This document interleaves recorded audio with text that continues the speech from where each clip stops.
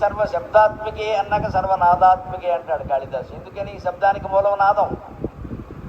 మనం ఇంట్లో కూర్చొని మంత్రజపం చేస్తూ ఉంటే నమ శివాయ నమ శివాయ నమ శివాయ నమ శివాయ అని మీరు శబ్దాన్ని ఉచ్చరిస్తూ ఉంటే కొంతకాలం పోయాక బాగా అలవాటయ్యాక ఉచ్చరించడం మానేయాలి, మనస్సులో చేయాలి.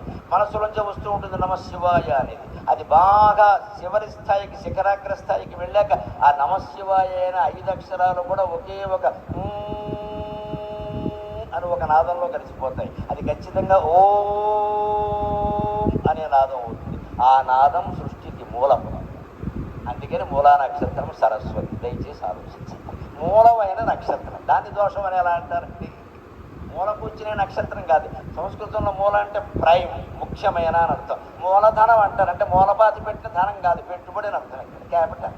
ఆ మూలధనంలో మూలే, మూలా నక్షత్రంలో మూల. మూల కూర్చునేది కాదు అక్కడ. తెలుగులో ఒక అర్థం తీసుకోవడం అని దాన్ని బట్టి ఏదో